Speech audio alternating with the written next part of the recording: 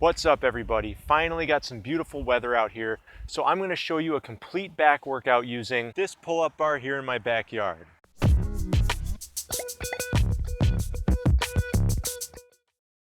As always, I like to start off with a warm-up before I work out, but I should mention I had just finished mowing the lawn, so I was pretty warmed up to begin with, and therefore jumped right into a couple sets of scapular activation.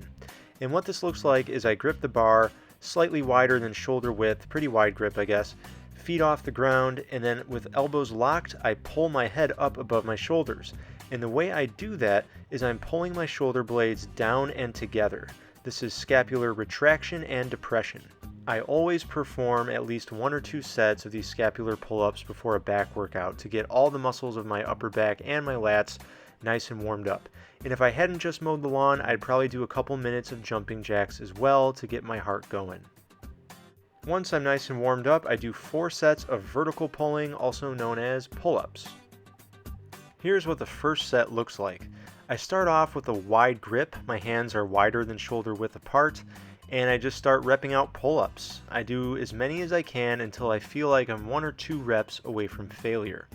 And the reason why I don't go all the way to failure when I'm doing pull-ups is because I find pull-ups to be quite a bit harder than push-ups.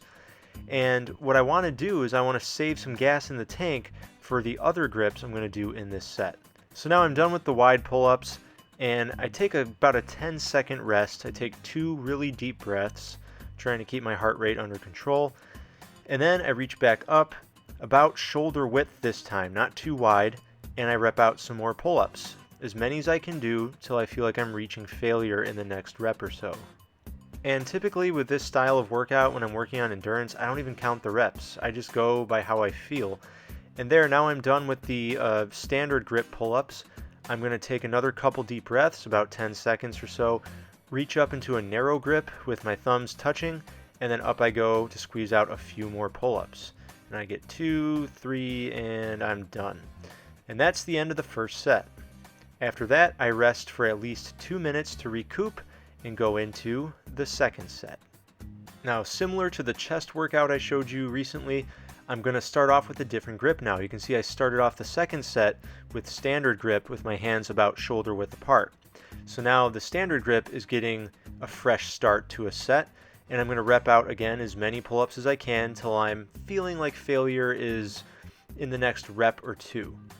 And once I reach that point, I come out of it, and it's time for a short break of about 10 seconds. And once the break is over, I'm going to go up into the narrow grip, and as you can see, we're just cycling through. So we started with standard, now we're doing the narrow grip pull-ups. I'm going to rep these out as much as I can until I feel like I'm about to fail, and then I'll come out and take a short rest of about 10 seconds or maybe even less. And once that rest is over, I go right back up now to wide. So we started with wide in the first set, but now we're finishing with wide in the second set. So here I go up into wide, and I'm already pretty exhausted, so I only get, it looks like 2 reps, and now I'm done with the second set. And after another 2-minute rest to recuperate, it's time to begin the third set. Now if you're catching on to the pattern here, I'm going to start the third set with the narrow grip pull-ups, meaning my thumbs are touching. And the reason why I like cycling through the different grips is because each pull-up variation works your back a little differently. So if you want to develop strength and muscle mass evenly in your back, it's good to use all the different variations in an even amount. And here you can see I'm just finishing off with the narrow grip pull-ups, about to reach failure, so I'm going to be stopping any second now. And I went for 1 more, and I'm done.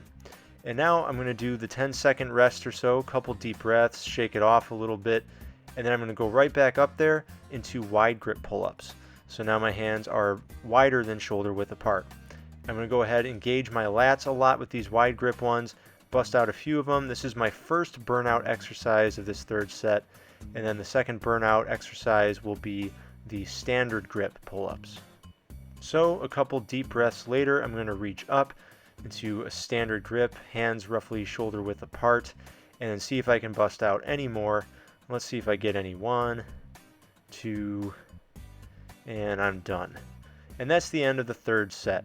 So now I've started a set with wide, standard, and narrow pull-ups, and after a 2-minute rest, I'm going to perform one more fourth set this time doing explosive pull-ups and switching between grips. So you can see I do wide to narrow to wide to narrow, and if you're doing this on a doorway pull-up bar and you can't do explosives, you can just do your favorite grip, whether it's wide or narrow, whatever. I just like doing a fourth set to sort of finish things off. And then I'm done with the vertical pulling and move on to horizontal pulling. When I'm not adding weight to my calisthenics exercises, I like to do 4 sets. So I'm going to do 4 sets of these tucked front lever pull-ups. If you can't do these yet, just work on your tucked front lever. That's a horizontal pulling exercise as well. And if you're not there yet, then just do straight leg bodyweight rows under a dip station. Anything where you're reaching your arms in front of you instead of overhead. After the horizontal pulling, I like to finish things off with 4 sets of a lower back exercise. Now for those of you who are strictly doing calisthenics, you're going to probably frown at this, but I like to do deadlifts. Here I'm using a boulder from the garden. I don't know how heavy this is, but it's heavy enough that I like using it and it's challenging. And basically you're going to just set it down on the ground lightly and then lift it back up, making sure to keep your core, especially your lower back, engaged. All right, this works your lower back, your glutes, and the back of your thighs as well. For those of you who can't find a heavy object to lift, or maybe you just strictly want to do calisthenics for some reason and you're very anti-lifting external objects, there is an alternative you can do if you want that is body weight and works the lower back quite well.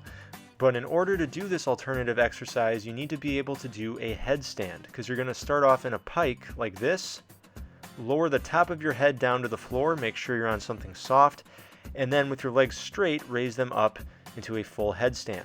Then what you're going to do is lower the legs, keeping them straight to a 90-degree angle, and then raise them back up. These inverted leg raises really work the lower back, like the quadratus lumborum, the erector spinae, okay, a lot of the same muscles that get worked in a deadlift. And if you can't do these inverted leg raises, then check out my tutorial. I made an entire tutorial on how to do these, all right?